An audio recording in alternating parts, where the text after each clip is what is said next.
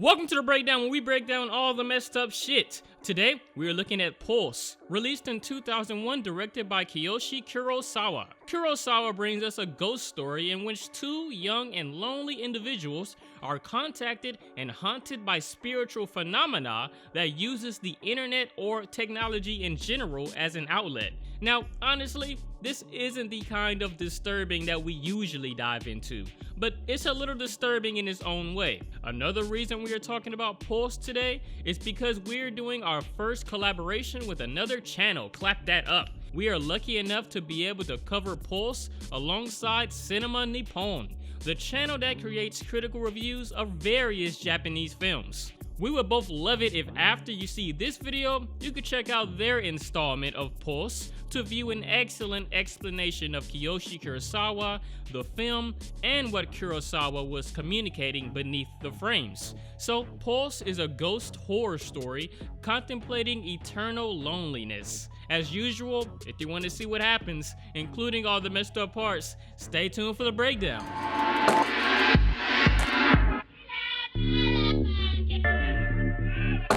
Pulse begins with people on a ship.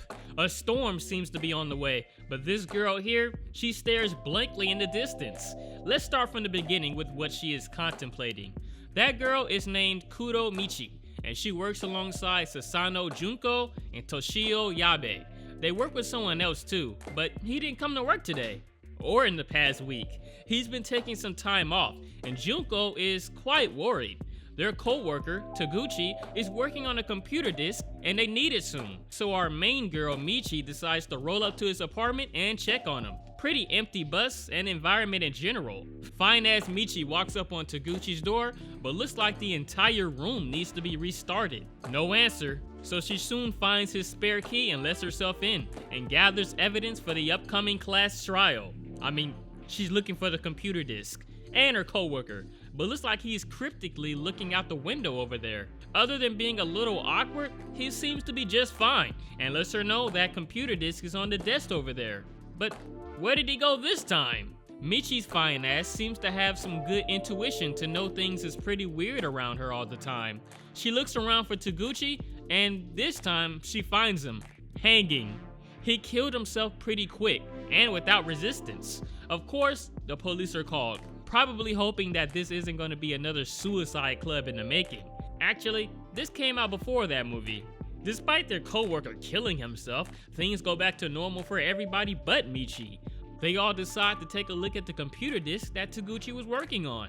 They find an image of him standing eerily. On his monitor is an exact copy of the picture they're looking at, and in the monitor on the left is a face in it, but I'm surprised they even saw that. Look, the main point is that something strange is going on around here. It also seems to follow Michi's fine ass all the way back to her flat, causing her TV to glitch.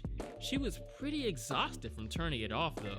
Look, we can see things are going weird for Michi and her co-workers regarding Taguchi's suicide in that computer disk, but that's not the only ghostly thing going on. Elsewhere, an economics major named Raisi Kawashima is signing up for a new internet service. Once he's all signed up, instead of possibly connecting with others or whatever, his screen goes black. It again shows some random footage that he can just skip through. It didn't ask him if he would like to meet a ghost. Kawashima's response is surprising though. I thought he would be like, well, why not? While sleeping, his computer turns itself on and shows footage of someone sitting in a mask. Seems like a lot of these story time videos you see on YouTube are just like this. So Kawashima is not comfortable with computers, so he goes to the computer science department to see what's going on. I'm surprised he really even cared that much. A postgraduate student named Haruo Karasawa decides to tell him how to save the web page where the video popped up, either by bookmarking it or print screen capture. Since her last name is pretty similar to Kawashima, I'll just call her by her first name, Haruo. Now back to Michi and her friends. Yabe was the other guy who worked alongside Michi. One day, he gets a call, a disembodied voice asking for help. On his phone is the same image that he saw on that computer disk. So he takes part in the same trip that Michi did and goes to Taguchi's room, the same guy who killed himself. He finds a crumbled up note saying, "The Forbidden Room." He also sees a black shadow mark where Taguchi's body was, which also becomes Taguchi for a split second. When he leaves, he comes across the room sealed off by red tape. I say that these rooms could possibly be like a portal in some ways to the other realm. Now listen, Yabe comes across a creepy spirit in black. You see, I would have been down the block running by now, but he's just watching her undulate and move like that. Hiding from the ghost isn't exactly the smartest decision he can take in this situation, but it gets a hold of Yabe. He survives, of course, but he becomes pretty withdrawn and distant from going into that closed off room. Doesn't seem like the ghosts are really hurting anybody, more like revealing some kind of truth. Whenever they go inside a forbidden room, of course, speaking of, Michi seems to see some random lady in red taping down a door. So while she's just watching them, let's just go back to Kawashima's experience real quick. If you remember, his computer is plaguing him with random footage. He tries to bookmark this page and screen capture, but nothing works out. He angrily and fearfully unplugs his computer when the figure in the video begins to take his mask off. He goes back to the computer science department to ask for help and runs into his favorite girl. Haruhi offers to come to his room to check it out. Man, you should really have picked up your room before she came in. Regardless of all that, as soon as she checks out his computer, she starts getting cryptic. She thinks that Kawashima got on the internet to connect with others, you know, connect with big booty bitches and stuff. But she believes that individuals don't really connect and are most often separate from each other. So let's just keep that thought about her in mind. Okay, again, we're about to go back to Michi. Pretend we are just switching characters like it's Grand Theft Auto 5. Michi is having trouble talking to Yabe after he visited the sealed off room. He's quite withdrawn and lost the will to live after encountering that ghost. One crazy part though is that while just walking home, Michi sees that lady in red who is taping up a door. The lady jumps from a silo all the way down to her loud smack death. Michi handled that pretty well. I probably would have vomited or something like that. Alright, we gotta switch characters again. Doom, doom, doom. That's Grand Theft Auto 5 sound effects. Okay, look, Kawashima is at a library. He's never been here before. I don't know why he acting like, like he interested. He can't even find the exit. He must be looking for his crush, Haruhi. She's reading a book about phantoms though. She drags him to the computer science lab to show him a program a grad student worked on. Well, she showed him before, but this time the dots are acting more weird and ghostly. One thing for sure is that the haunted website and the program seems to be related. Cinema Nippon would touch up on this program a lot in their video too. Look how hard Kawashima is blushing when Haruhi gives him her number. I don't even recall him asking, I guess he just got it like that. I guess it's cool when being weird and awkward works out. Still, he goes back to the library to see what she was reading, but right after closing it, he sees a dark apparition. A grad student, I think the same one who made that program, tells Kawashima that this is a normal occurrence. Dark ghosts are just hanging about. The grad student has a theory. Spirits are becoming apparent in our human world because their spirit world has a finite amount of space. Therefore, spirits are overflowing into the human realm through various mediums, such as the internet. We don't see the grad student again, really. Okay, we're switching characters again. Doom, doom, doom.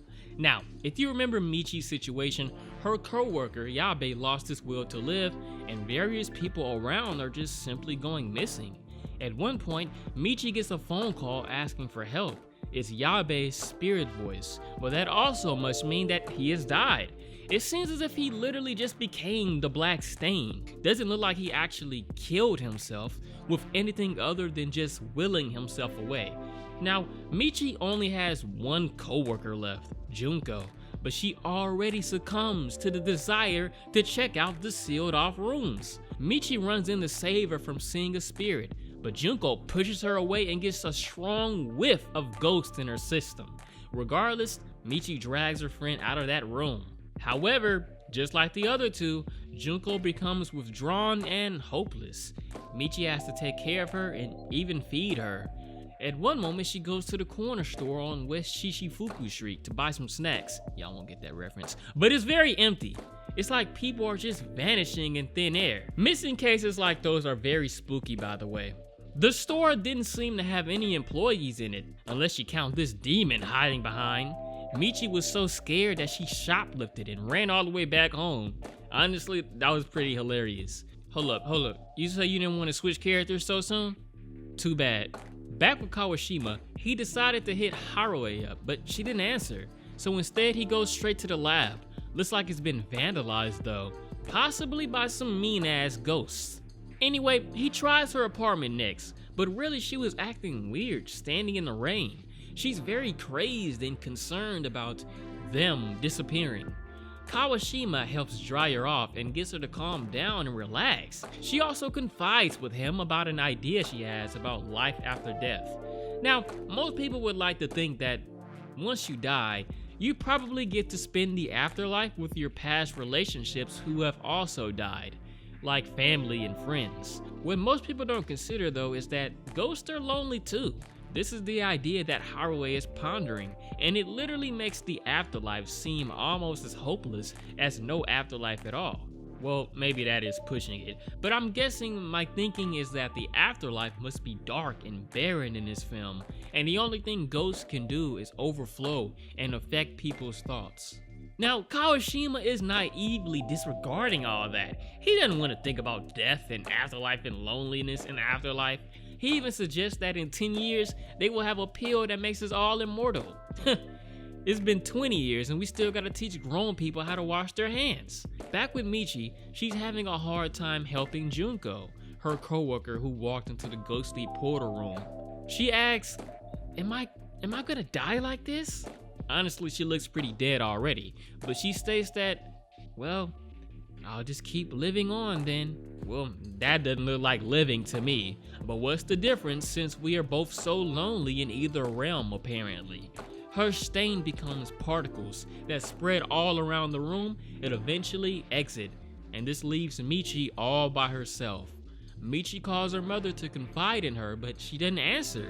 She takes the initiative again and runs towards her mom. Now elsewhere, Kawashima is all alone at some game place. It's empty except for a few dark ghosts here and there. Maybe the ghosts and humans should link up and go bar hopping. Soon he comes across Haruo trashing plants and pottery for no reason. She's still pretty weird now, but he gets through to her by saying that we should go somewhere far away, like literally far away. The subway is the quickest way. As usual, there isn't anybody else around, but he reminds her that he is right there with her, that she isn't alone. I don't know specifically if this is like what she always thought or if it's because of the internet, but regardless, it's a little cute to see you all hugged up like that. But soon, the entire train stops in the middle of nowhere. Haruo gets the strong compulsion to run all the way back home, and she leaves Kawashima looking all over for her. Somehow, she made it back in some unknown amount of time. She gets a front row seat to that video Kawashima was watching. She sees somebody take off the mask and then shooting themselves in the head. Then quickly on the other monitor, she can clearly see she's being projected. She seems to see the recording ghosts, but we don't, and she speaks to them saying that she's not alone now. She tries hugging that ghost, but that's really all we see. Pretty soon, Kawashima breaks in to find her, but of course, she isn't there. An announcer reads off several names of people gone missing all over the Kanto region. It's pretty dead and broken all over Tokyo. At one point, Kawashima is just roaming around when he sees a car that died. In that car is, guess who? It's Michi. So, our two individuals meet for the first time. They hit it off pretty well too, and he helps her fix her car. They seem to be the only ones in the whole city. So regarding this whole loneliness thing, Michi asks Kawashima to ride along with her. She even helps him find the missing Haruo at her flat, but she still isn't there. Michi, however, looks out the window and notices an abandoned factory, and they both decide to check it out. It's pretty interesting that just looking out the window pointed her in the right direction. So they actually do randomly find Haruo at the warehouse, but she has a bag over her head like that ghostly person in that video. She doesn't look like she plans on killing herself though. Oops, looks like I spoke too soon. Well, goodbye Haraway. So, Haraway is gone. It leaves Kawashima and Michi alone together. Until they run out of gas. Kawashima goes looking for gas and gets some, but is compelled to go into a forbidden room right around the corner, and he sees a ghost like all the others. The thing about Kawashima though, is that he rejects seeing the ghost and the isolation it projects, but that fails very quickly. So Kawashima exits the room by himself, unlike Junko, and Michi finds him, knowing he went in there. She finds him crouched on the ground in front of a black stain and drags him back to the car. They make their way through an abandoned city. It looks like a whole invasion happened. I guess the underworld has dipped into the human realm extremely by this point in the film. They both have this goal of getting as far away from Japan as possible and drive to the pier to get into a random ass boat that just so happens to be there. When getting keys for the boat, we see how lots of people probably died. They probably had this special will to die due to contact from isolated energies beyond this world. Also, a United States plane is falling down for some reason and it explodes. Pretty cool. Anyway, they get in the boat and drive away. Kawashima is willing despite being depressed and hopeless. And so, that is how we got to this point at the beginning of the movie. Michi and Kawashima were picked up by a ship going all the way to Latin America. The movie ends as Michi sits with Kawashima in his last moments, in which he slowly becomes a black stain like the others. This time was different though, and Michi feels as if she has done the right thing and has finally found some happiness. The end credits song slaps too. I really love these early 2000s Japanese horror films. Anyway, now that we felt the pulse, let's talk about the most disturbed moment and most enjoyed moment, and that's spooky stuff. Cue the Gohan. Okay, to be honest, I'm sort of speechless.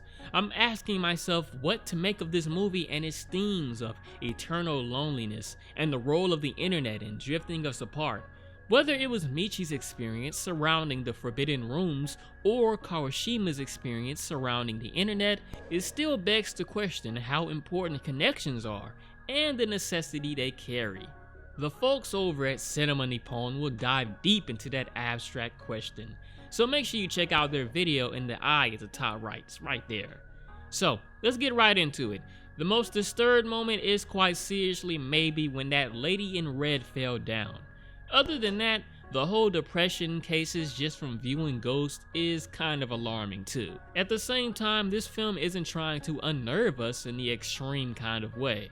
The most enjoyed moment is usually picked during a break from all the sad and hectic things.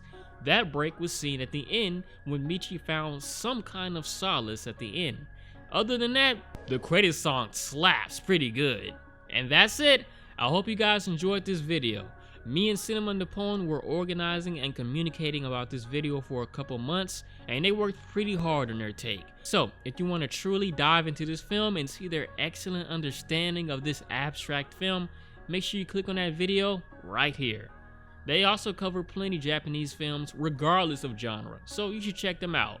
But anyway, thanks for clicking on this video. Again, check out Cinema Nippon's video. It's a very awesome, well thought out video. Thanks for watching. Spooky out.